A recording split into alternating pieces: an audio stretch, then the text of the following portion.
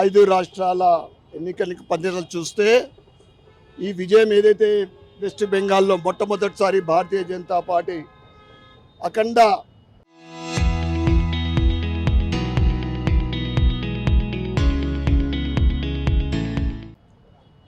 విజయం సాధించి ఈరోజు పశ్చిమ బెంగాల్లో మొట్టమొదటిసారి చరిత్రలో ఈరోజు భారతదేశ చరిత్రలో సువర్ణ అక్షరాలతో లిఖించే రోజు ఏదైతే బెంగాల్లో అరాచక పాలన, ఒక భయము, ఒక అటాకింగ్ అటువంటి రాష్ట్రంలో ఈరోజు అరాచక పాలన అంతమై ప్రజాస్వామ్యం గెలిచిందని చెప్తా ఉన్నాను. ఇది మామూలు ఒక ప్రాంతానికి సంబంధించిన విజయం కాదు, ఇది జాతీయ స్థాయిలో సాధించిన విజయంగా మేము భావిస్తూ ఉన్నాం.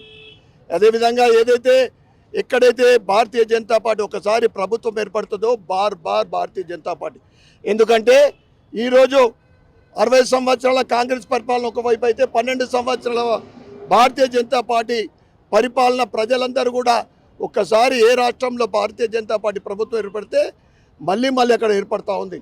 ఇప్పుడు కేరళ కానీ, తమిళనాడు కానీ, ఇక్కడ తెలంగాణ కానీ, ప్రత్యేకంగా ఈ నెల 10వ తారీఖున మనందరి ప్రియతమ నాయకుడు నరేంద్ర మోడీ గారు భాగ్యనగర్కి వస్తున్నాడంటే రాబోయే 2029 ఎలక్షన్లో తెలంగాణలో కూడా భారతీయ జనతా పార్టీ అధికారులకు రావడం అనే సాంకేతం దృష్ట్యానే ఈరోజు నరేంద్ర మోడీ గారు 3వసారి ప్రధానమంత్రి తర్వాత మొట్టమొదటిసారి రావడం జరుగుతూ ఉంది.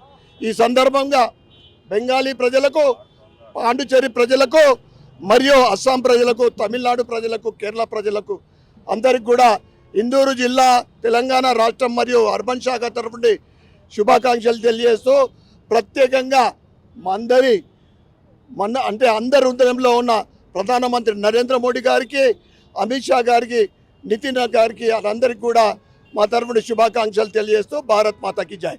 కాశ్మీర్ నుంచి కన్యాకుమారి దాకా నరేంద్ర మోడీ నాయకత్వం బలపరుస్తున్న భారతీయులందరికీ కూడా ఇందూరు భారతీయ జనతా పార్టీ తరఫున పాదాభివందనాలు తెలియజేసుకుంటూ, ఈ ఎన్నికలు మామూలు ఎన్నిక కాదు. ఇది 10 సంవత్సరాలు పశ్చిమ బెంగాల్కు సంబంధించిన భారతీయ జనతా పార్టీ కార్యకర్తలు తమ ప్రాణాలు, తమ కుటుంబ సభ్యుల మానాలు, ఆస్తులు అన్నీ నష్టపోయిన భారతీయ జనతా పార్టీని గెలిపించాలనే ఒక ప్రయత్నంతో ఇవాళ జీవితాలు కోల్పోయిన ఆ నాయకుల యొక్క ఆత్మ బలిదానాలకు ఇది నిదర్శనం అని చెప్తున్నా.